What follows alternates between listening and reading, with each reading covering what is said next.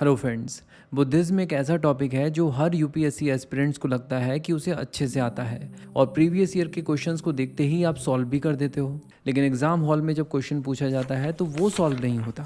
पता है क्यों? क्योंकि यूपीएससी जब आपसे पूछता है कि फ्यूचर बुद्धा कौन है, तो वो असल में आपकी बोधिसत्व, बुद्धा और डाइफिकेशन के बीच की कॉन्सेप्चुअल क्लैरिटी को टेस्ट कर रहा होता है। लेकिन वो कंसेप्चुअल क्लैरिटी आपने बिल्ड ही नहीं की। इसी तरह जब यूपीएससी सर्वस्तिवादी और महासंघिका को एक ही क्वेश्चन में लिख देता है, तो ऐसे सभी एस्पिरेंट्स वहाँ पर एलिमिनेट हो जाते हैं जो कि मेटाफिजिक्स और डिवोशनल शिफ्ट के कॉन्सेप्ट को अलग अलग नहीं कर पाते हैं। लेकिन टेंशन लेने की बात नहीं है। इस वीडियो में हम लोग बुद्धिज़्म को end to end integrated manner में समझेंगे। गौतम बुद्ध की लाइफ और टीचिंग से लेकर संघ, सेरेमनीज, बुद्धिस्ट काउंसिल्स, थेरावाद और महायान का इवोल्यूशन, बोधिसत्व का कॉन्सेप्ट, बुद्धिस्ट लिटरेचर और फाइनली बुद्धिज़्म का इंडिया के बाहर स्प्रेड, खासकर श्रीलंका, जहाँ पर थेरावाद बुद्धिज़्म एक लिविंग ट्रेडिशन बन गया था। इन सब चीज़ों को हम लोग डिटेल में कवर करेंगे। और चलिए शुरुआत करते हैं बुद्धा की लाइफ से। गौतम बुद्ध बुद्धिज़्म धर्म के फाउंडर थे और इनका जन्म लुम्बिनी में हुआ था, जो कि कपिलवस्तु के पास है और आज की डेट में ये नेपाल में है। इनका जन्म 567 बीसी में हुआ और जन्म के 5 दिनों के बाद इनके नामकरण समारोह का आयोजन किया गया। इस आयोजन में 8 ज्योतिषियों को बुलाया गया था। बालक का नाम सिद्धार्थ रखा गया। सिद्धार्थ का शाब्दिक अर्थ होता है वो जो अपने लक्ष्य को पाता है। इनका पारिवारिक नाम गौतम था और इसीलिए इनका पूरा नाम हुआ सिद्धार्थ गौतम। इनके पिता का नाम सुद्धोधन था, जो कि शाक्य क्लैन के हेड थे। शाक्य क्लैन एक रिपब्लिकन क्लैन था। सिद्धार्थ की माता का नाम माया देवी था और सिद्धार्थ को जन्म देने के 7 दिनों के बाद ही इनकी मृत्यु हो गई थी। इसीलिए सिद्धार्थ को पाल पोस कर बड़ा करने की जिम्मेदारी माया देवी की बहन प्रजापति गौतमी को दी गई। सिद्धार्थ के नामकरण के दौरान जिन 8 ज्योतिषियों को बुलाया गया था, उन 8 ज्योतिषियों में से 7 ज्योतिषियों ने कहा कि बालक या तो चक्रवर्ती सम्राट बनेगा या फिर सन्यासी। लेकिन 8वें ज्योतिषी ने भविष्यवाणी की कि सिद्धार्थ निश्चित रूप से सन्यासी होगा। इसीलिए सिद्धार्थ के पिता सुद्धोधन को हर वक्त 8वें ज्योतिषी की भविष्यवाणी सताती रहती थी और वो नहीं चाहते थे कि उनकी इकलौती संतान सन्यासी बने। इसीलिए सिद्धार्थ के लिए उन्होंने एक महल बनवाया जहाँ पर दुनिया की सारी आराम और सुख की चीजें रखवा दी गई। सिद्धार्थ को हर तरह के दुख और निराशा से दूर रखा गया और 16 साल की उम्र में उनकी शादी करवा दी गई। इनकी वाइफ का नाम यशोधरा था। शादी के कुछ ही समय के बाद उनको एक पुत्र हुआ जिसका नाम राहुल रखा गया। बट इन सारे प्रयोजनों के बावजूद शादी के ऑलमोस्ट 13 सालों के बाद ही उस 8वें ज्योतिषी की बात सच साबित हुई। 29 ईयर्स की एज में सिद्धार्थ ने संन्यास धारण कर लिया। तो यहाँ पर क्वेश्चन ये है कि इतने सारे सुख सुविधाओं से घिरे होने के बावजूद ऐसा क्या हुआ कि सिद्धार्थ संन्यास की ओर आकर्षित हो गए। तो बात ये थी कि उनके पिता ने कुछ इस तरह के प्रबंध किए हुए थे कि सिद्धार्थ को अपने महल से कभी भी बाहर न जाना पड़े और इसीलिए ये महल के बाहर के जीवन से पूरी तरह से अपरिचित थे। सिद्धार्थ को अभी तक संसार के सारे दुखों से बचा कर रखा गया था। वो हमेशा ये सोचते थे कि महल के बाहर का जीवन कैसा होगा। एक दिन वो अपने पिता से आज्ञा लेकर राज्य के भ्रमण के लिए महल से बाहर निकले। उनके पिता सुद्धोधन ने अपने सारथी चन्ना को राजकुमार सिद्धार्थ के साथ जाने का आदेश दिया। तो इसीलिए सुद्धोधन के सारथी चन्ना सिद्धार्थ को महल से पहली बार बाहर लेकर निकले। उनके घोड़े का नाम कांतक था। तो जब सिद्धार्थ पहली बार महल से बाहर निकले तो दुनिया में फैले हुए दुख और पीड़ा को देखकर वो स्तब्ध रह गए। जैसे ही रथ आगे बढ़ा तो सिद्धार्थ को एक ओल्ड मैन दिखाई दिया। सिद्धार्थ ने झुर्रियों और सफेद बालों वाला इंसान पहली बार देखा था। इस वृद्ध इंसान को देखकर सिद्धार्थ ने अपने सारथी चन्ना से पूछा कि क्या हम भी एक दिन वृद्ध हो जाएंगे। चन्ना ने बोला, हाँ राजकुमार, ये ही प्रकृति का नियम है। ये सोचकर सिद्धार्थ काफी दुखी हो गए कि वो भी एक दिन इसी बूढ़े इंसान की तरह कमजोर हो जाएंगे। इसके बाद चन्ना ने रथ को आगे बढ़ाया तो रास्ते में उन्हें बीमारी से कराहता हुआ एक व्यक्ति दिखा। सिद्धार्थ को समझ नहीं आया कि ये इंसान क्यों करा रहा है। सिद्धार्थ ने चन्ना से पूछा, ये आदमी क्यों रो रहा है। चन्ना ने कहा, क्योंकि ये बीमार है। तो सिद्धार्थ ने चन्ना से फिर पूछा कि राज्य में क्या ये अकेला व्यक्ति है जो बीमार है। तो चन्ना ने जवाब दिया, नहीं राजकुमार, बीमारी किसी को भी हो सकती है, आपको भी। सिद्धार्थ को ये सोचकर काफी धक्का लगा कि उन्हें भी कभी ऐसी पीड़ा फेस करनी पड़ सकती है और एक दिन वो भी बीमार पड़ जाएंगे और पीड़ा से कराएंगे। आगे जाने पर उन्हें एक डेड बॉडी दिखी। कुछ लोग एक लाश को लेकर शमशान घाट की ओर जा रहे थे। सिद्धार्थ ने चन्ना से पूछा कि इस आदमी को क्या हुआ है, इसे कहाँ ले जाया जा रहा है। तो चन्ना ने जवाब दिया कि राजकुमार, इस इंसान की मृत्यु हो चुकी है और इसे शमशान ले जाया जा रहा है। तो सिद्धार्थ ने सवाल पूछा कि क्या इस राज्य में ये अकेला मृत व्यक्ति है।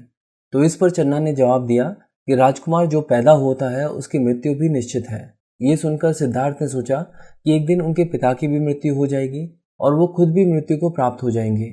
इस तरह वो अपनी वाइफ यशोधरा और बेटे राहुल से भी अलग हो जाएंगे। इतने सारे दुख सिद्धार्थ ने पहली बार देखे थे और वो इससे काफ़ी ज़्यादा विचलित हो चुके थे और अब वो वापस से महल जाना चाहते थे।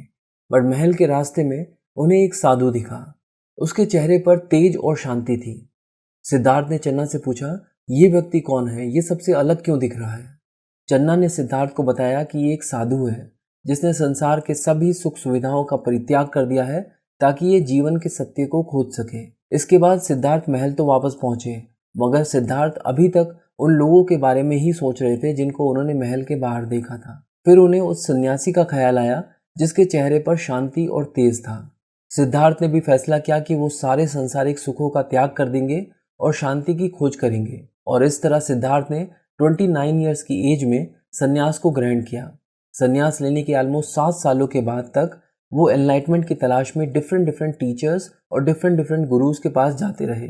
उनसे जो कुछ सीख सकते थे उन्होंने सीखा, बट इतने सारे प्रयासों के बाद भी उन्हें एनलाइटमेंट नहीं मिला। अपनी इस जर्नी में आगे बढ़ते हुए सिद्धार्थ बोध गया पहुंचे। इस समय तक उनकी एज 35 हो चुकी थी। बोध गया में रिवर निरंजन, जिसे फाल्गु रिवर भी कहा जाता है, उसके किनारे पीपल के पेड़ की छांव में उन्होंने मेडिटेट करना शुरू किया।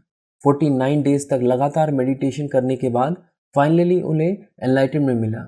बुद्धिज्म में इस स्टेट को निर्वाणा भी कहा जाता है। एनलाइटेंड होने के बाद सिद्धार्थ गौतम को बुद्धा के नाम से जाना गया, क्योंकि बुद्धा का मतलब होता है द एनलाइटेंड वन। एनलाइटेंड होने के बाद बुद्धा ने सारनाथ में अपना फर्स्ट सरमन दिया। सरमन का मतलब होता है रिलीजियस टॉक। तो बुद्धा ने अपनी पहली रिलीजियस टॉक सारनाथ में दी। इसे धर्म चक्र परिवर्तन कहा गया। इसके बाद उन्होंने बुद्धिज्म धर्म को फाउंड किया और जगह जगह घूमकर इस धर्म का प्रचार किया और 80 ईयर्स की एज में उनकी डेथ हो गई। इनकी डेथ कुशीनगर में हुई और इस इवेंट को परिनिर्वाणा कहा जाता है। चलिए अब गौतम बुद्ध की लाइफ इवेंट्स को समराइज करते हैं। गौतम बुद्ध की लाइफ में 5 मेन इवेंट्स थे।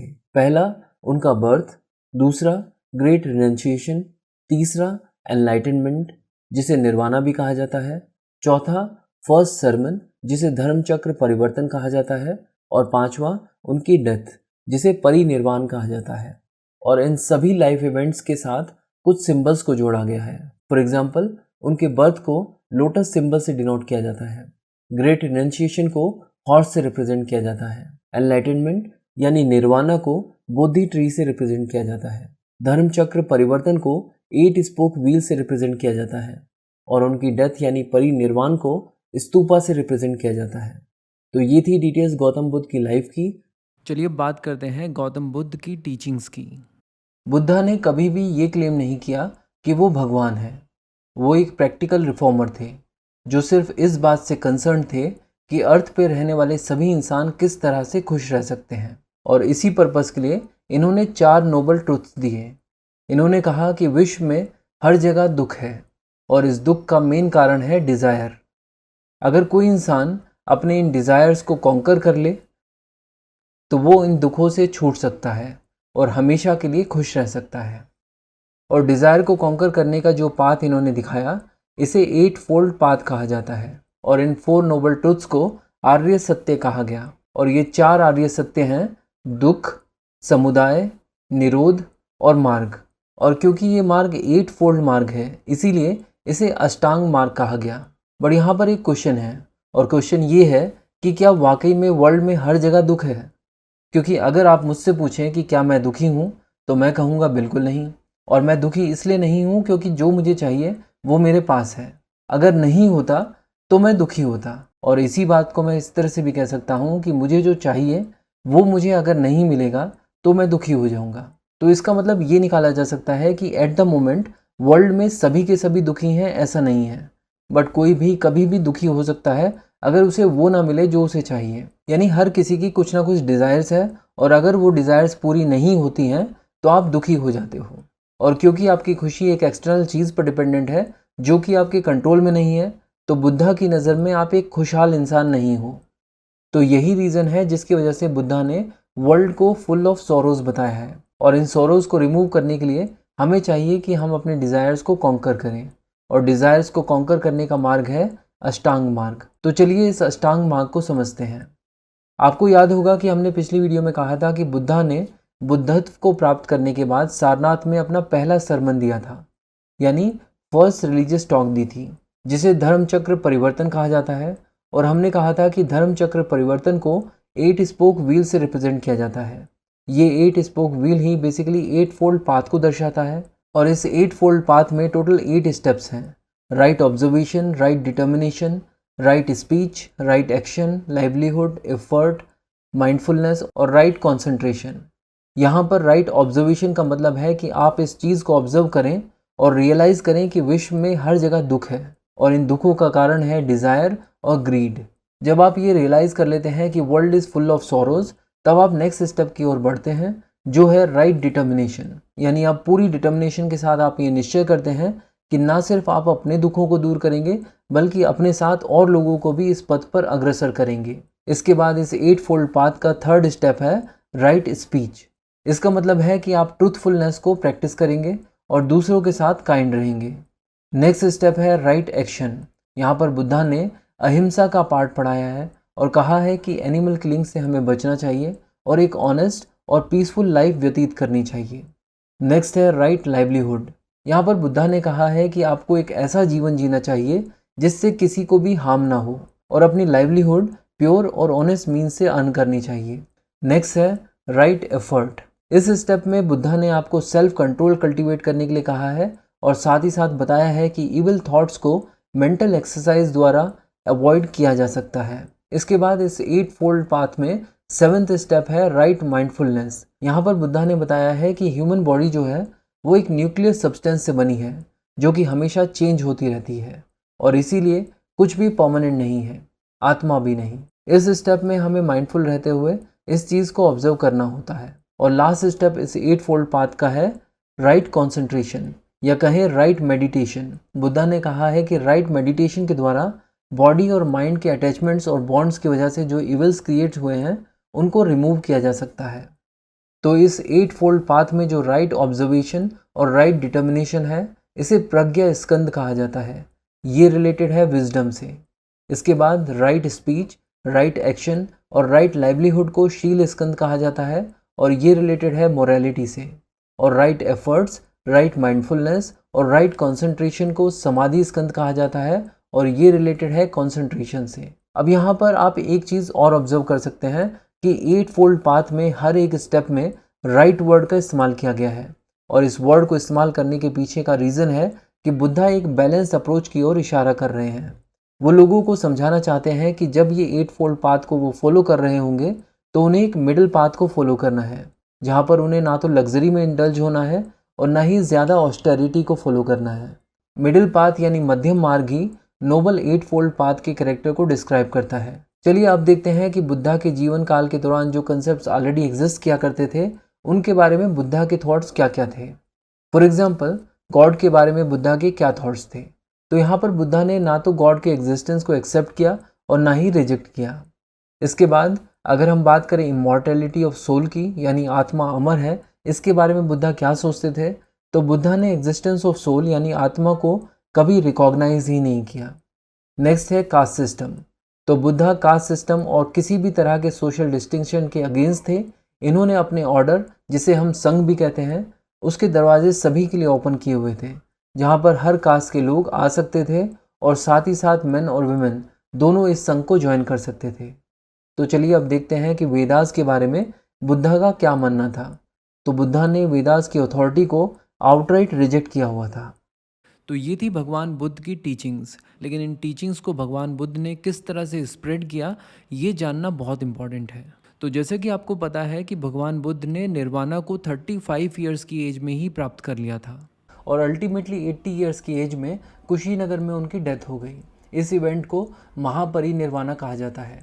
तो निर्वाणा को प्राप्त करने से लेकर उनकी डेथ का जो पीरियड है, यानी इन 45 ईयर्स तक बुद्धा लगातार पदयात्रा करते रहे और जगह जगह घूमकर बुद्धिज़्म की टीचिंग्स को स्प्रेड करते रहे। इन 45 ईयर्स में रेनी सीज़न ही एक ऐसा समय होता था जब बुद्धा किसी एक जगह पर रुक जाते थे। बुद्धा बहुत बड़े बड़े मेटाफिजिकल कंसेप्ट जैसे कि गॉड, आत्मा, रीबर्थ, इन सब चीज़ों के बारे में बात नहीं करते थे। ये आम लोगों की प्रैक्टिकल प्रॉब्लम्स को सॉल्व करने की बातें करते थे। ये एक प्रैक्टिकल रिफॉर्मर थे और लोगों को यही समझाते थे कि वो किस तरह अर्थ पर रहते हुए रियल हैप्पीनेस को पा सकते हैं। और अपनी इन टीचिंग को स्प्रेड करने के लिए इन्होंने पाली लैंग्वेज को चुना था। पाली कॉमन पीपल की लैंग्वेज थी। तो इन सब कारणों की वजह से इनको काफ़ी सारे इनिशियल फॉलोअर्स मिले। अपने इन फॉलोअर्स को ऑर्गेनाइज करने के लिए इन्होंने एक ऑर्डर क्रिएट किया जिसे संघ कहा गया। संघ के द्वार सबके लिए खुले हुए थे। कोई भी बिना किसी भेदभाव के संघ को ज्वाइन कर सकता था। मैन, विमेन, जाति, अमीर, गरीब, किसी भी तरह का कोई भी रेस्ट्रिक्शन नहीं था। बट 3 तरह के लोग संघ ज्वाइन नहीं कर सकते थे। पहले, सोल्जर्स। कोई भी सैनिक बिना राजा की परमिशन के संघ ज्वाइन नहीं कर सकता था। इसके अलावा ऐसा कोई भी इंसान जो किसी का गुलाम है, स्लेव है, वो भी संघ जब तक ज्वाइन नहीं कर सकता था जब तक कि उसके मालिक ने उसे आज़ाद ना कर दिया हो। और वो इंसान जो कि किसी के कर्जे में डूबा हुआ है, उसे भी संघ ज्वाइन करने की परमिशन नहीं थी। अब ऐसा नहीं है कि हर एक इंसान जो बुद्धा को फॉलो कर रहा था वो संघ का पार्ट था। बुद्धा के वो फॉलोअर्स जिन्होंने मॉन्कहुड को स्वीकारा है, सिर्फ वही संघ के मेंबर्स माने जाते थे। उन्हें भिक्षु कहा जाता है। बाकी के फॉलोअर्स जिन्होंने मॉन्कहुड को नहीं स्वीकारा या फिर अभी नए नए फॉलोअर्स बने हैं, यानी ले वर्शिपर्स, उन्हें उपासिकाज या फिर उपासक कहा जाता है। उपासिका जनरली फीमेल ले फॉलोअर्स को कहा जाता है, मेल ले फॉलोअर्स को उपासक कहा जाता है। तो ये तो हम देख ही सकते हैं कि मेल्स के साथ साथ फीमेल्स भी बुद्धा के ले फॉलोअर्स यानी उपासिका बन सकती थी। अब क्वेश्चन ये है कि क्या इसी तरह फीमेल भिक्षु भी हो सकती थी? तो आंसर है यस। फीमेल भिक्षुणी को नन कहा जाता था। तो चलिए अब आगे देखते हैं और ये समझते हैं कि एक आम इंसान किस तरह उपासक बन सकता है और एक उपासक अगर भिक्षु बनना चाहे तो किस तरह बन सकता है। तो यहाँ पर हमें कुछ बुद्धिस्ट सेरेमनीज़ के बारे में जानना होगा। एक आम इंसान को उपासक बनने के लिए एक सेरेमनी में पार्टिसिपेट करना होता है जिसे प्रव राज्य कहा जाता है। इस सेरेमनी में जब एक आम इंसान ये डिक्लेयर करता है कि वो बुद्धा, धम्मा और संघ की शरण में आना चाहता है तो वो उपासक बन जाता है।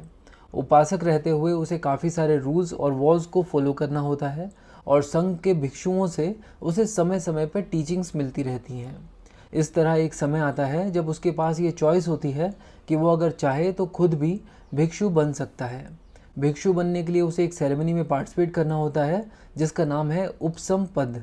इस सेरेमनी में कुछ मोनेस्टिक वॉज को लेने के बाद एक उपासक भिक्षु बन जाता है। इस सेरेमनी के दौरान उसका हेड शेव कर दिया जाता है और उसे येलो रोब्स दिए जाते हैं। एक भिक्षु बन जाने का मतलब है संघ का हिस्सा बन जाना। बट भिक्षु बन जाने से आपकी यात्रा यहाँ पर समाप्त नहीं होती है, अभी तो यात्रा शुरू हुई है। हर एक भिक्षु को सभी पति मोक्षा रूल्स को फॉलो करना होता है। इन पति मोक्षा रूल्स में 227 रूल्स मॉन्क्स के लिए हैं और 311 रूल्स नन्स के लिए हैं। जी हाँ, अगर आप एक फीमेल भिक्षु हैं तो आपके लिए संघ के कानून ज़्यादा सख्त हैं। हर एक भिक्षु को पति मोक्षा रूल्स को फॉलो करना होता है और इन रूल्स को फॉलो करने के लिए एक हाई लेवल डिसिप्लिन की ज़रूरत होती है और सभी भिक्षु डिसिप्लिन रहें, इसके लिए संघ को डेमोक्रेटिक लाइंस पर गवर्न किया जाता है। होता क्या है कि हर 15वें दिन यानी हर न्यू मून और फुल मून वाले दिन सभी आसपास के भिक्षुओं को एक जगह असेंबल होना होता है। असेंबल होने के बाद एक डेमोक्रेटिक तरीके से वोटिंग द्वारा वो अपने प्रेसिडेंट को चुनते हैं जिन्हें संघ परिनायक कहा जाता है। इसके अलावा 2 स्पीकर्स को भी चुना जाता है, एक जो धम्मा पे ज्ञान देते हैं, दूसरे विनय पर। इस असेंबली में डेमोक्रेटिक तरीके से वोटिंग द्वारा रेजोल्यूशंस पास होते हैं संघ के आगे के कार्यक्रम से रिलेटेड। और इस मीटिंग में संघ में मौजूद सभी मेंबर्स को ये भी कन्फेस करना होता है कि क्या उन्होंने पिछले 15 दिनों में किसी भी तरह की कोई पति मोक्षा रूल को ब्रेक किया है या नहीं। वैसे कन्फेशन के अलावा आप दूसरे भिक्षुओं के व्यवहार को लेकर भी टिप्पणी कर सकते हैं और बता सकते हैं कि भाई मैंने इस भिक्षु को पति मोक्षा रूल ब्रेक करते हुए देखा है। अब सिचुएशन ये है कि पति मोक्षा रूल में तो 200 से भी ज़्यादा रूल्स हैं, ये तो हम देख ही चुके हैं। तो कुछ रूल्स आपसे ब्रेक हो जाते हैं तो आप माफ़ी मांग लो, काम ख़त्म। बट 4 रूल्स ऐसे हैं जिन्हें अगर किसी भी भिक्षु ने ब्रेक किया है तो उसे संघ से निकाला भी जा सकता है। और ये बहुत सीरियस है क्योंकि एक बार संघ से निकाले जाने के बाद भिक्षु दोबारा संघ का पार्ट नहीं बन सकता। तो देखते हैं कि ये 4 गलतियाँ कौन कौन सी हैं। तो पहली गलती है सेक्सुअल इंटरकोर्स। अगर पिछले 15 दिन में भिक्षु ने किसी के साथ भी सेक्स किया है या फिर उसका जो अधिकार है उससे ज़्यादा उसने ले लिया है, वो किसी का मर्डर करके आया है या फिर सबको ये बताता फिर रहा है कि वो एनलाइटन हो गया है, तो ये 4 गलती हैं जिनके लिए उसको संघ से निकाल दिया जाएगा। और इस इवेंट को पराजिका कहा जाता है, जिसका मतलब है डिफीट, यानी आप अपनी होली लाइफ में डिफीटेड हो चुके हैं।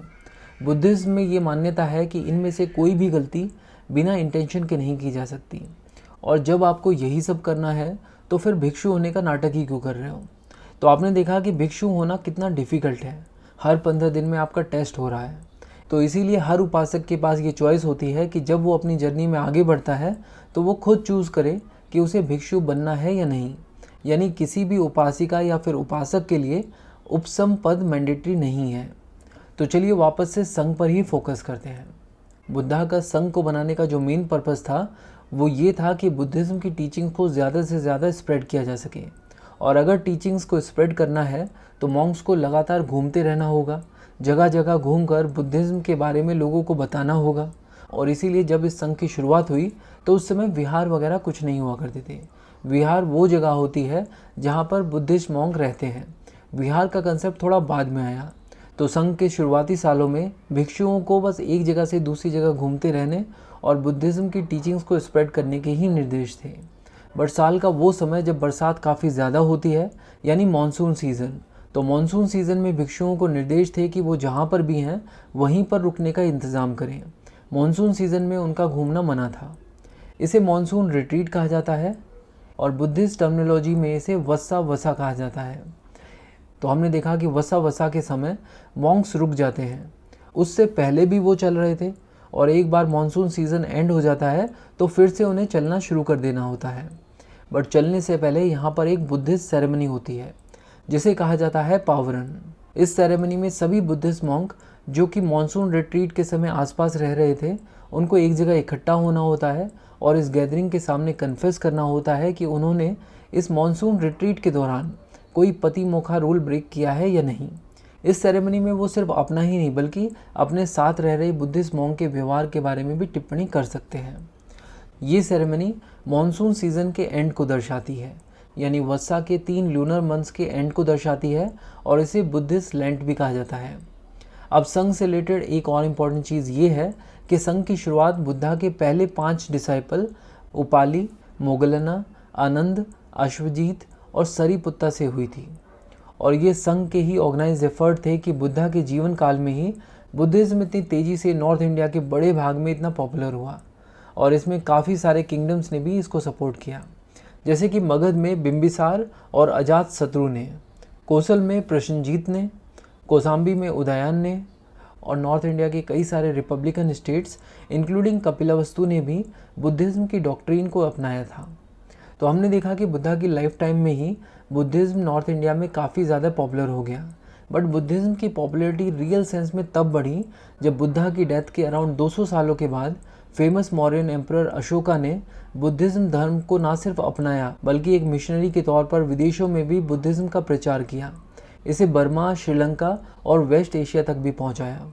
तो अब तक की इस वीडियो में हम लोगों ने इस चीज़ को डिटेल में समझा कि निर्वाणा को प्राप्त करने के बाद अपनी डेथ तक यानी परिनिर्वाण तक इन 45 ईयर्स में बुद्धा लगातार बुद्धिज़्म की टीचिंग्स को प्रीच करते रहे और इस काम को इफेक्टिवली करने के लिए इन्होंने अपने फॉलोअर्स का एक ऑर्डर बनाया जिसे संघ कहा गया। तो बुद्धा लगातार अपनी टीचिंग्स संघ के इन भिक्षुओं को देते रहे और ये भिक्षु लगातार बुद्धा की टीचिंग्स को जगह जगह स्प्रेड करते रहे। बट बुद्धा के जीवन काल में उन्होंने जो भी टीचिंग्स संघ के इन भिक्षुओं को दी उसको कहीं पर भी रिटन फॉर्म में रिकॉर्ड नहीं किया गया। और जब 483 BC में बुद्धा की डेथ हो गई तो ऐसे में फर्स्ट बुद्धिस्ट काउंसिल को ऑर्गेनाइज किया गया ताकि बुद्धा की जितनी भी टीचिंग्स हैं उन्हें एक रिटन फॉर्म में रिकॉर्ड किया जा सके, सो दैट बुद्धा की टीचिंग्स की प्योरिटी सदियों तक बरकरार रहे। पहली बुद्धिस्ट काउंसिल राजगिरा में ऑर्गेनाइज की गई। राजगिरा मगध की कैपिटल थी और आज की डेट में ये जगह बिहार में है।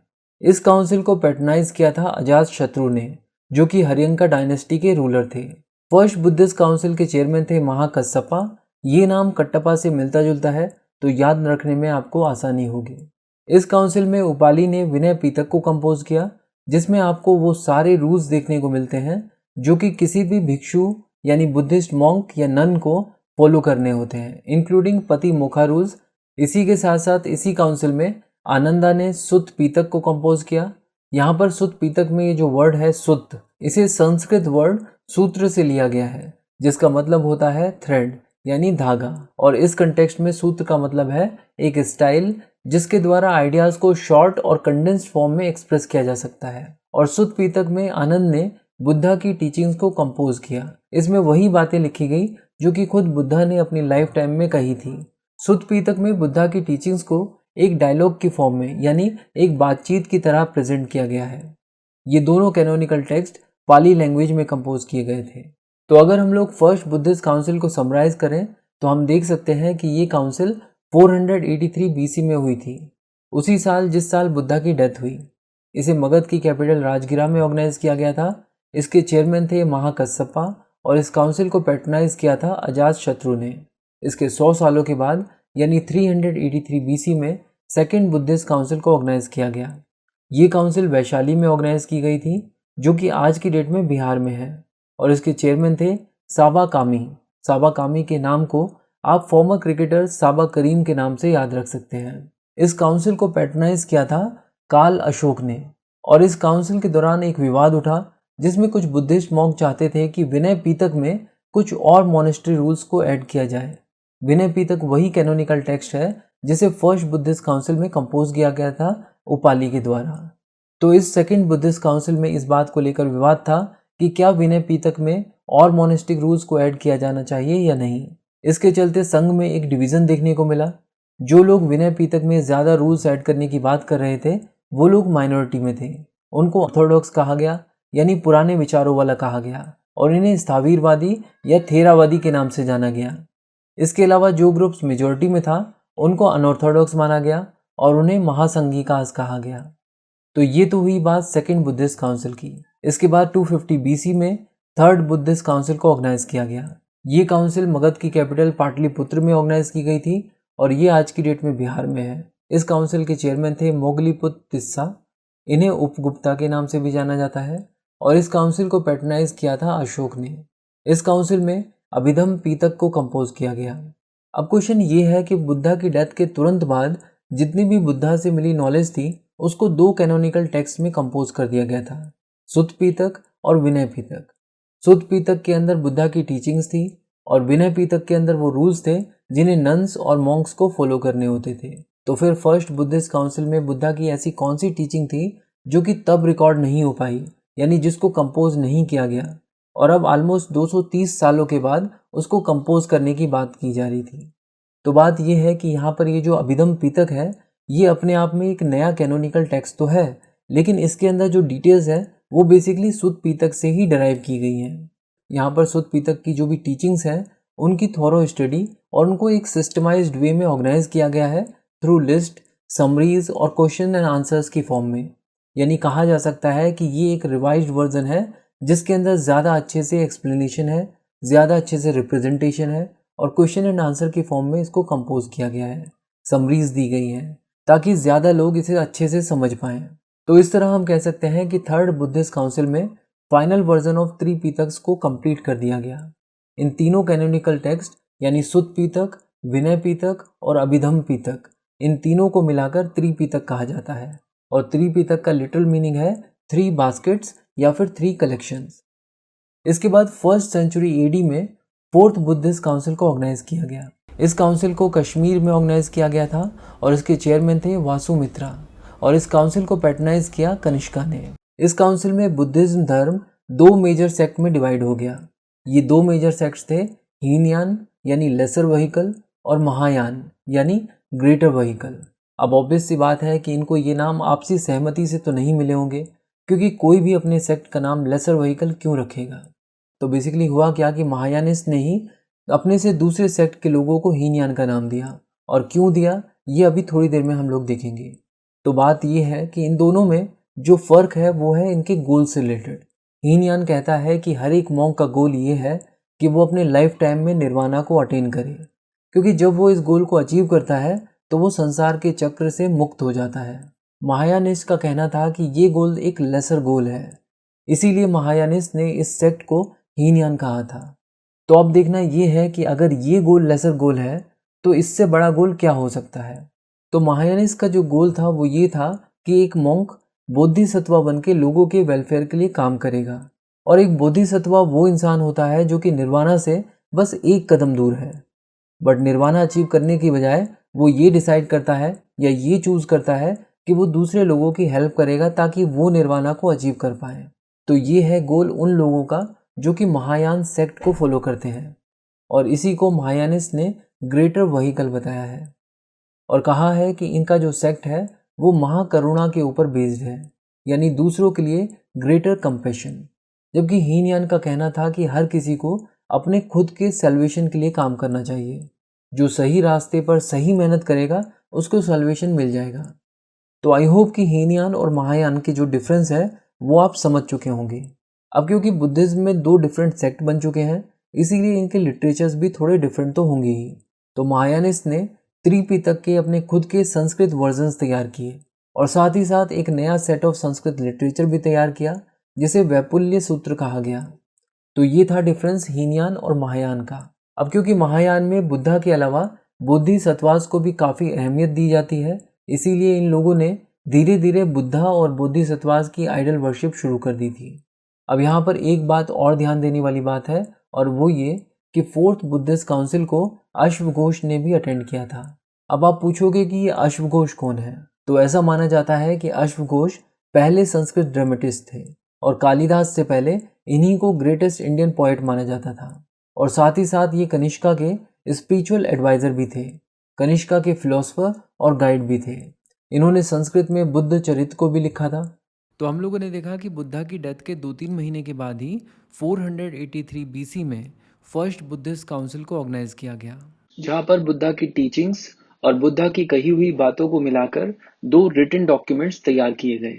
ये 2 रिटन डॉक्यूमेंट्स थे सुत्त पिटक और विनय पिटक। सुत्त पिटक में बुद्धा की टीचिंग्स को डॉक्यूमेंट किया गया था और विनय पिटक में मोनेस्टिक कोड्स को, यानी संघ में रहने वाले लोग कौन से नियम और कानून फॉलो करेंगे, ये सारी बातें विनय पिटक में लिखी गई थी। बट मोनेस्टिक कोड्स को लेकर संघ के लोगों में आपस में मतभेद रहता था। इस मतभेद को सुलझाने के लिए 383 बीसी यानी फर्स्ट काउंसिल के 100 सालों के बाद एक दूसरी काउंसिल ऑर्गेनाइज की गई जिसे सेकंड बुद्धिस्ट काउंसिल कहा गया। इस बुद्धिस्ट काउंसिल में संघ के लोग इस बात को लेकर आमने सामने आ गए कि क्या विनय पिटक में नए रूल्स ऐड किए जाने चाहिए या नहीं। संघ में मौजूद मेजॉरिटी लोगों का मानना था कि विनय पिटक में कोई भी नया रूल ऐड नहीं होना चाहिए। इस तरह की मान्यता वाले लोगों को महासंघिकाज कहा गया। और दूसरी तरफ माइनॉरिटी में ही सही, लेकिन कुछ लोगों का ऐसा मानना था कि विनय पिटक में नए रूल्स ऐड होने चाहिए। इन लोगों को स्थावीरवादी कहा गया। इस तरह सेकंड बुद्धिस्ट काउंसिल के बाद बुद्धिस्ट संघ 2 भाग में डिवाइड हो गया, स्थावीरवादी और महासंघिकाज। इसके बाद 250 बीसी में थर्ड बुद्धिस्ट काउंसिल ऑर्गेनाइज की गई, जहां पर अभिधम पिटक को कंपोज किया गया था। अभिधम पिटक में सुत्त पिटक में मेंशन टीचिंग्स और फिलॉसफीज को और ज्यादा डिटेल में मेंशन किया गया था थ्रू लिस्ट, समरीज और क्वेश्चंस एंड आंसर्स। अभिधम पिटक को कंपोज करने में मेजॉरिटी रोल स्थावीरवादियों का था, और दूसरी तरफ महासंघिकाज ने अभिधम पिटक को एक कैनोनिकल टेक्स्ट मानने से मना कर दिया। यानी महासंघिकाज के लिए अभिधम पिटक कोई बुद्धिस्ट टीचिंग का ऑथोरिटेटिव डॉक्यूमेंट नहीं है। स्थावीरवादियों ने जब अभिधम पिटक को कंपोज किया तो बुद्धा के डिस्कोर्सेस को मेंशन करते हुए उन्होंने 2 वर्ड्स को इंटरचेंजेबली यूज किया था। ये 2 वर्ड्स थे पुगदल और सत्वा। पुगदल का मतलब होता है पर्सन और सत्वा का मतलब है लिविंग बीइंग। अब इन दोनों वर्ड्स के यूसेज को लेकर स्थावीरवादियों में आपस में मतभेद होना शुरू हो गया। स्थावीरवादियों का एक सेक्शन ये मानता था कि बुद्धा की जो ऑडियंस थी वो अलग अलग तरह की थी। उन्हें ऐसे लोग भी सुनते थे जो कि हाईली इंटेलेक्चुअल थे, और ऐसे लोग भी सुनते थे जो कि फिलोसफिकल स्टेटमेंट्स को राइट अवे समझ नहीं सकते। और इसीलिए बुद्धा कई बार इस तरह के लोगों को फिलोसफिकल स्टेटमेंट समझाने के लिए इन वर्ड्स को इंटरचेंजेबली यूज कर लेते थे। लेकिन इस एक्सप्लेनेशन से सभी स्थावीरवादी संतुष्ट नहीं थे और इसके लिए स्थावीरवादी 2 ग्रुप्स में बंट गए। पहले ग्रुप को कहा गया पुगदलवादी और दूसरे ग्रुप को कहा गया सर्वस्तिवादी, और बाद में सर्वस्तिवाद को अपोज करते हुए एक और सेक्ट बना जिसे कहा गया विभाजवाद। हम इस वीडियो में इन तीनों सेक्ट्स के फिलोसफिकल डिफरेंस को समझेंगे और शुरुआत करते हैं सर्वस्तिवाद से। देखिए, बुद्धिज्म का ये एक एस्टेब्लिश कंसेप्ट है कि हर एक इंडिविजुअल 5 स्कंद से मिलकर बना हुआ है। ये 5 स्कंद हैं: body, emotions, perception, mental activity और कॉन्शियसनेस। इन 5 स्कंद को कई बार धर्म कह के भी रेफर किया जाता है, और ये धर्म ही है जो इंसान की रियलिटी को दर्शाता है। और सर्वस्तिवाद की फिलॉसफी कहती है कि ये धर्म तीनों जगह पर एग्जिस्ट करते हैं, पास्ट में भी, प्रेजेंट में भी और फ्यूचर में भी। मतलब body, emotions, perceptions, mental activity और कॉन्शियसनेस ये आपसे पहले भी थी, आपके साथ भी है और आपके बाद भी रहेंगी। लेकिन ये सभी धर्म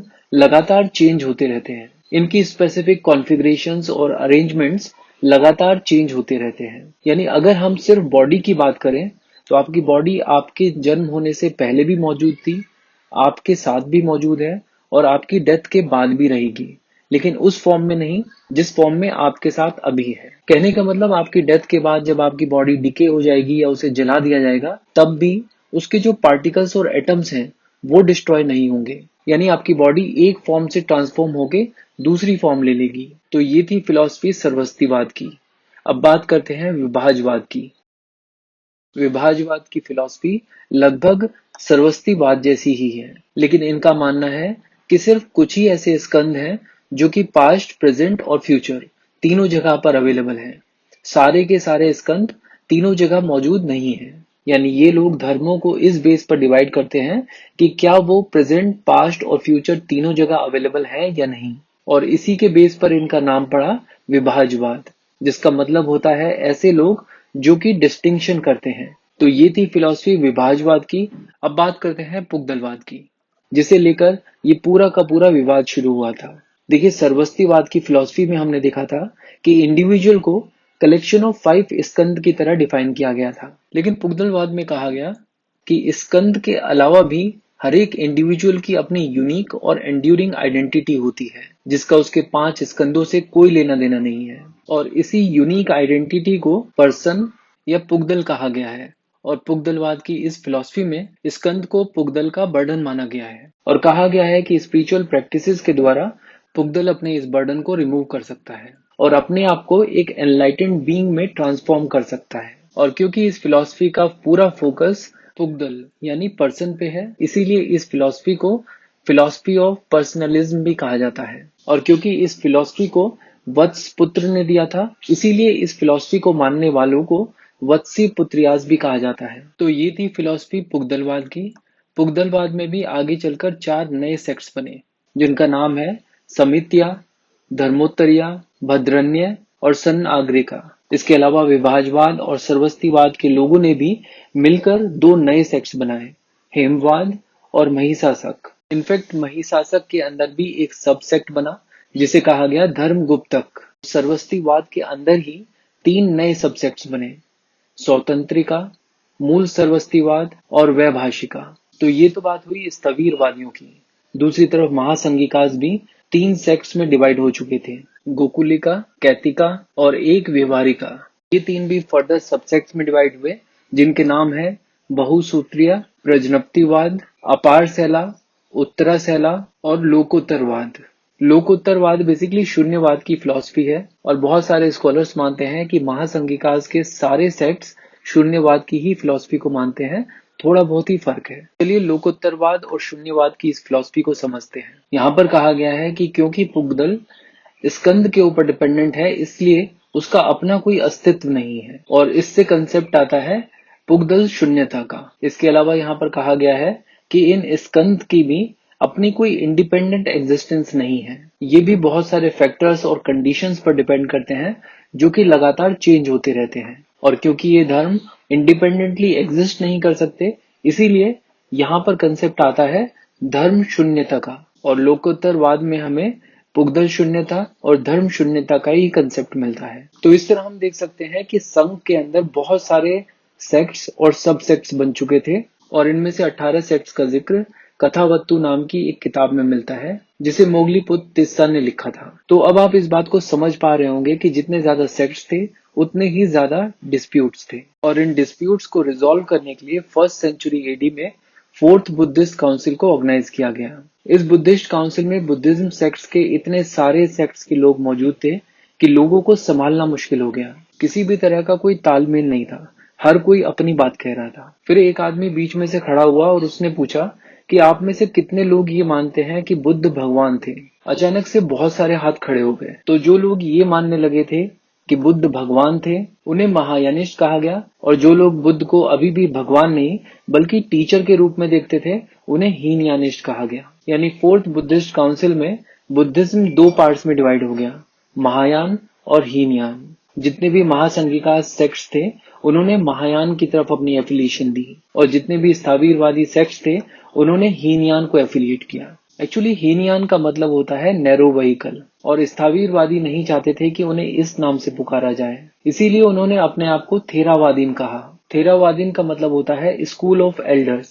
थेरावादीन्स का मानना था कि बुद्धिज्म की ओरिजिनल टीचिंग्स में किसी भी तरह की कोई भी छेड़छाड़ नहीं होनी चाहिए, जबकि महासंघिका जो कि महायान को एफिलिएट करते थे उनका मानना था कि बिना बुद्धिज्म की कोर फिलॉसफी को टच किए अगर कोई नया कंसेप्ट बुद्धिज्म में इंट्रोड्यूस किया जाता है तो उसमें कोई प्रॉब्लम नहीं है। तो अब अगर आपको एग्जाम में किसी भी स्थवीरवादी या फिर थेरावादी सेक्ट का नाम दिया जाता है और आपसे पूछा जाता है कि ये हीनयान को एफिलिएट करता है या फिर महायान को, तो आंसर होगा हीनयान। और इसी तरह अगर आपको कोई भी महासंघी का सेक्ट का नाम दिया जाता है और आपसे पूछा जाता है कि ये हीनयान को एफिलिएट करता है या फिर महायान को, तो आंसर होगा महायान।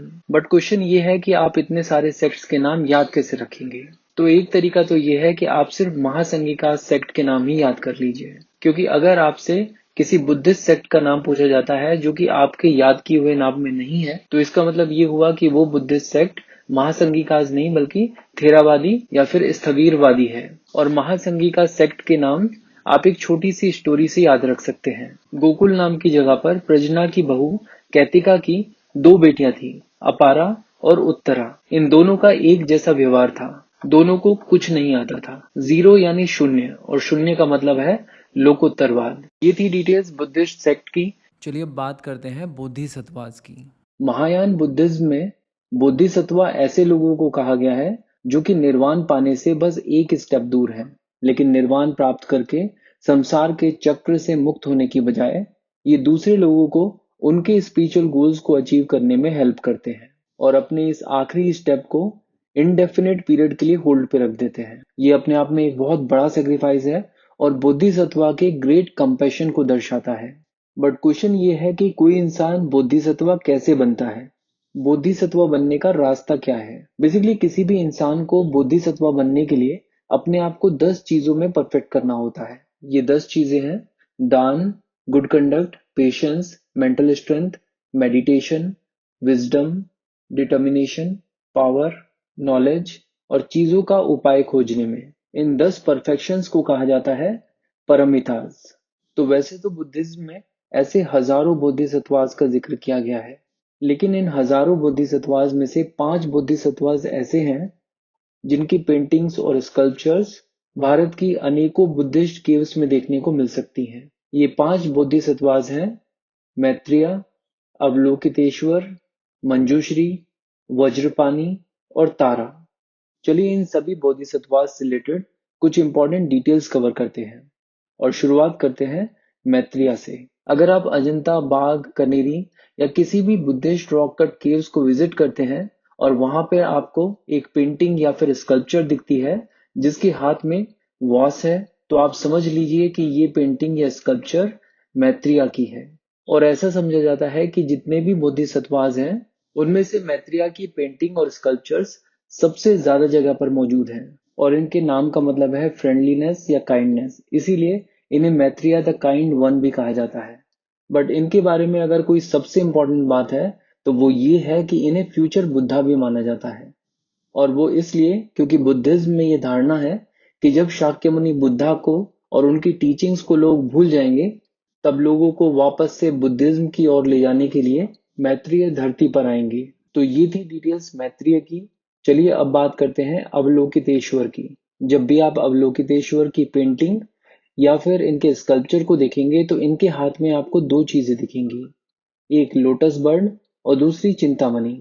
चिंतामणि एक रत्न है जिसके थ्रू ये लोगों की इच्छाएं पूरी करते हैं, और लोटस बर्ड यानी कमल की कली, ये इनके कंपैशन की ब्यूटी को दर्शाता है और दिखाता है कि इनके पास ये पोटेंशियल था कि ये अपना कमल खिला सकते थे और एनलाइटनमेंट को अचीव कर सकते थे, लेकिन इन्होंने ऐसा नहीं किया कंपैशन के कारण। इसीलिए इन्हें एपिटोम ऑफ कंपैशन भी कहा जाता है। तो अगर आपसे काइंडेस्ट बोधिसत्वा का नाम पूछा जाए तो नाम होगा मैत्रेय।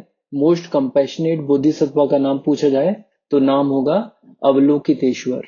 इसके अलावा हमें यह भी पता होना चाहिए कि अवलोकितेश्वर को हम लोग पद्म पानी के नाम से भी जानते हैं, और वो इसलिए क्योंकि पद्म का मतलब होता है लोटस और पानी का मतलब होता है होल्डिंग, यानी ऐसा इंसान जो अपने हाथ में लोटस होल्ड करता हो। चलिए अब बात करते हैं बोधिसत्वा ऑफ विजडम मंजूश्री की। इनके एक हाथ में लोटस है और लोटस के ऊपर रखी हुई है प्रज्ञ परिमिता सूत्र।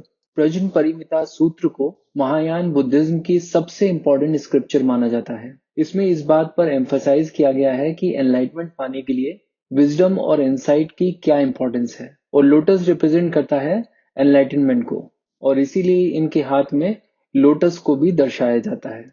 और इनके दूसरे हाथ में है एक तलवार जिससे आग निकल रही है। ये दर्शाती है कि विजडम के थ्रू माया जाल को खत्म किया जा सकता है।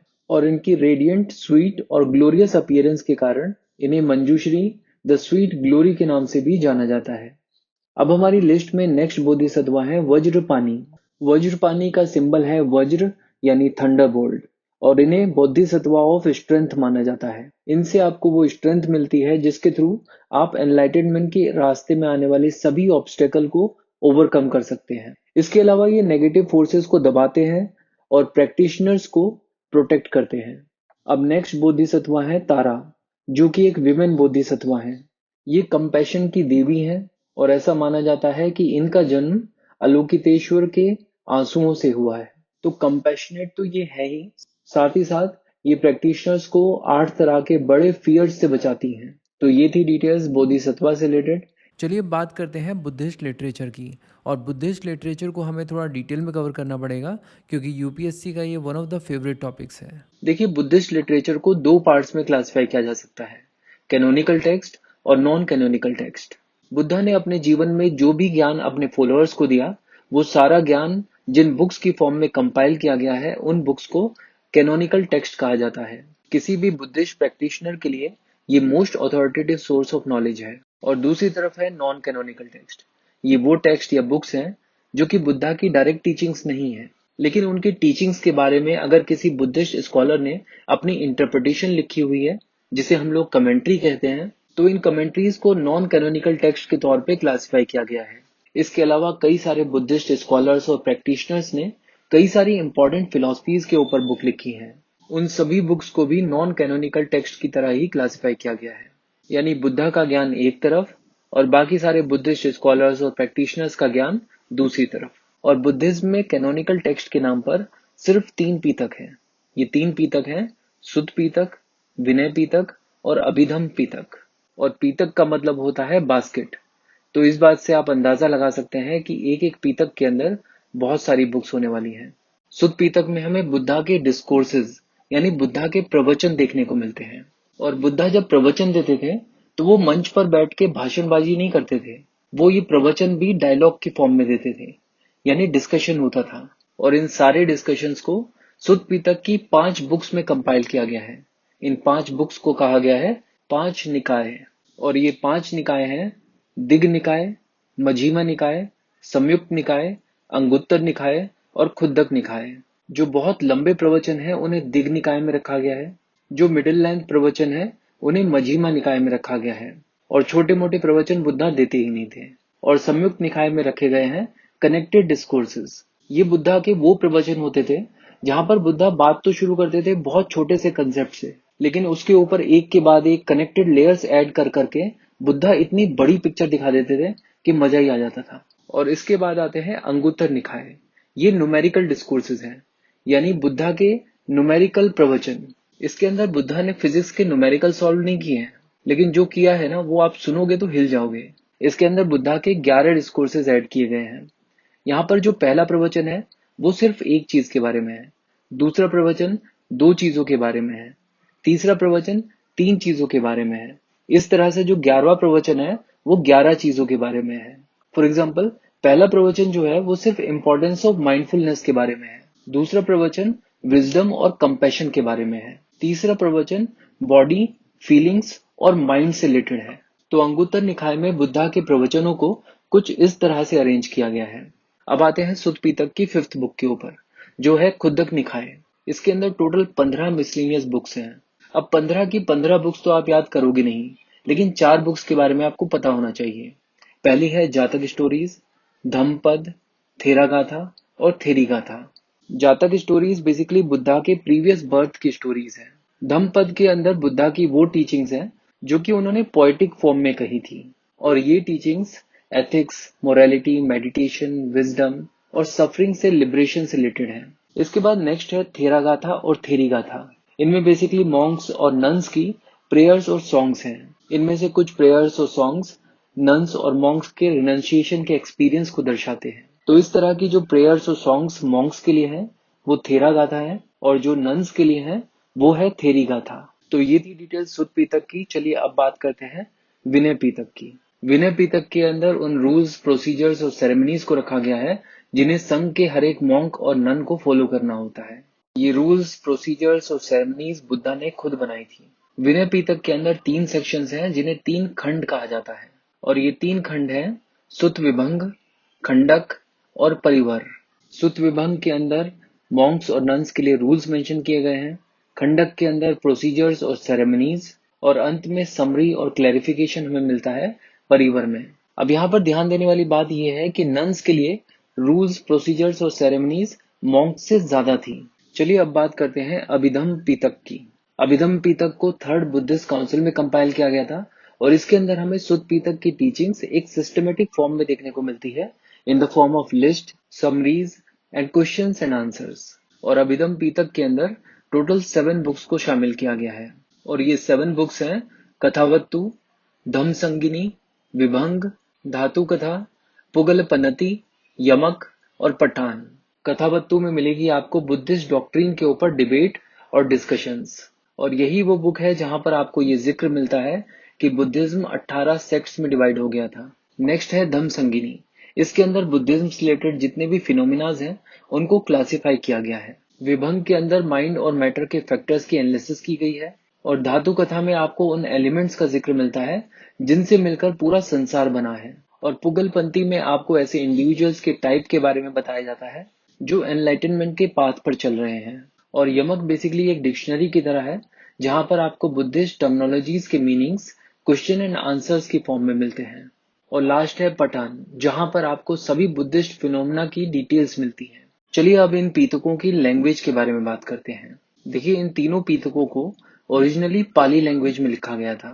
एक्चुअली मगध और उसके आसपास वाले रीजन में जितनी भी बोलियां बोली जाती थी, उन सब बोलियों को मिलाकर उनके मिक्सचर से जो लिटरेरी लैंग्वेज डेवलप हुई, उस लैंग्वेज को ही पाली बोला जाता है।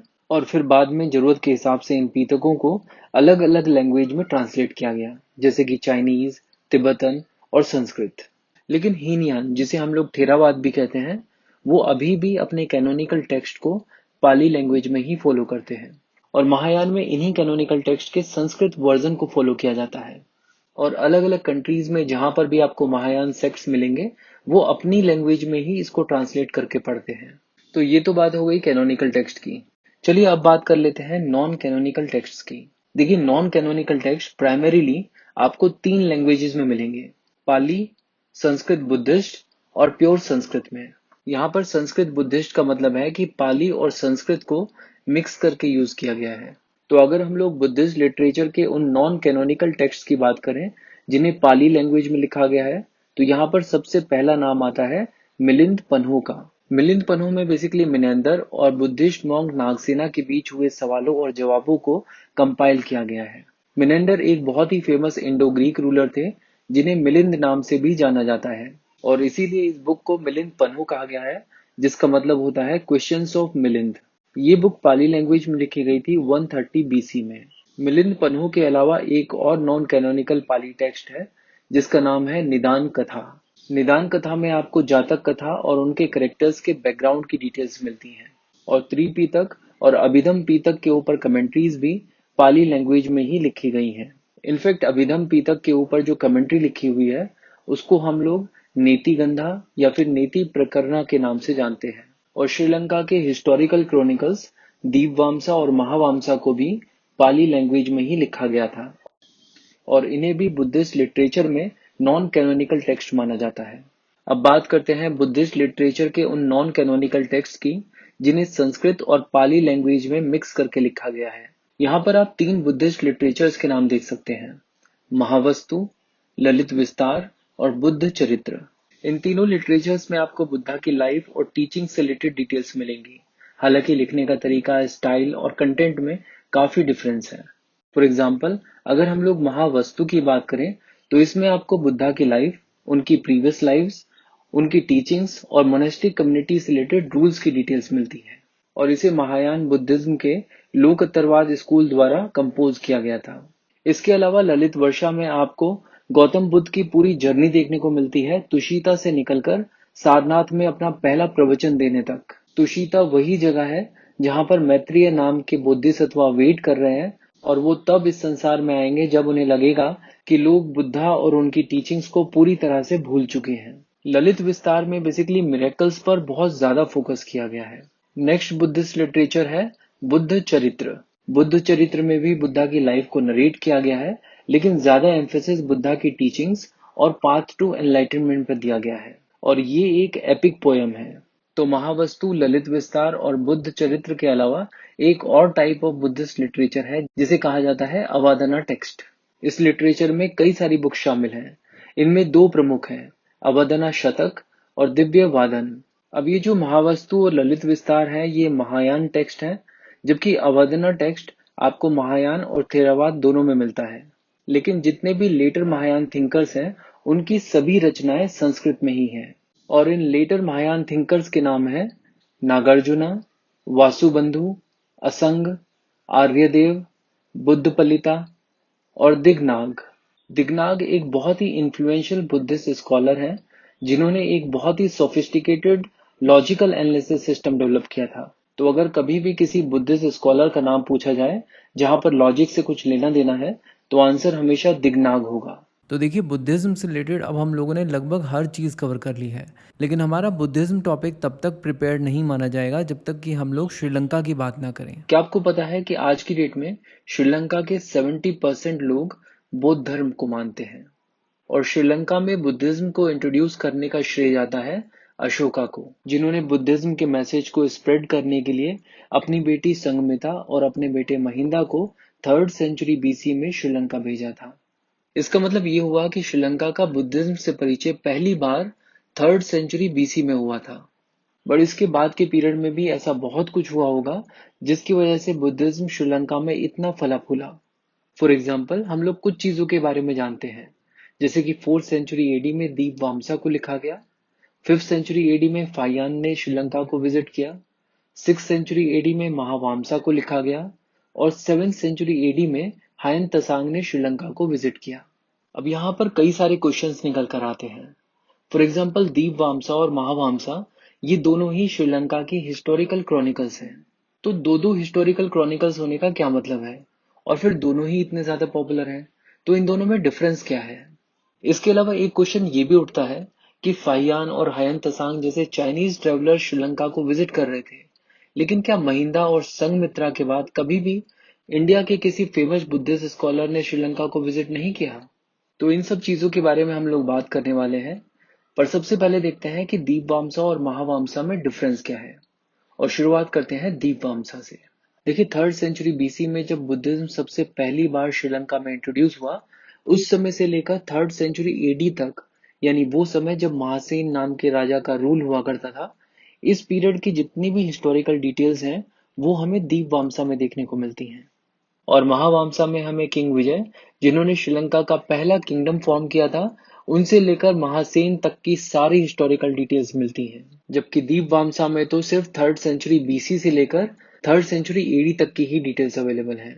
अब बात करते हैं उन फेमस बुद्धिस्ट स्कॉलर की जो कि भारत से श्रीलंका पहुंचे थे। उनका नाम है बुद्ध घोष और ये 5th सेंचुरी एडी में श्रीलंका गए थे। इनका कंट्रीब्यूशन ये है कि इन्होंने विशुद्ध मार्ग नाम का एक बुद्धिस्ट लिटरेचर लिखा है जिसे थेरावाद लिटरेचर का एक क्लासिकल वर्क माना जाता है। विशुद्ध मार्ग का मतलब है पाथ ऑफ प्योरिफिकेशन। अब यहाँ पर आपको एक चीज और पता होनी चाहिए और वो ये कि त्रिपिटक श्रीलंका कैसे पहुंचे, क्योंकि उस समय फोटोस्टेट तो होती नहीं थी और ओरिजिनल डॉक्यूमेंट श्रीलंका कोई भेजने के लिए तैयार नहीं था। इसीलिए 1st सेंचुरी बीसी में श्रीलंकन किंग वत गमानी ने बिना वक्त गवाए श्रीलंका में तीनों पीतकों को वापस से लिखवाया और तीनों पीतक पाली लैंग्वेज में ही लिखे गए थे। अगर आप यूपीएससी की प्रिपरेशन कर रहे हैं तो इंडिया की हिस्ट्री, इंडियन पॉलिटी और इंडियन इकोनॉमी के लिए बुक्स तावा की प्लेलिस्ट को फॉलो कीजिए। Thank you so much for watching and supporting books तावा।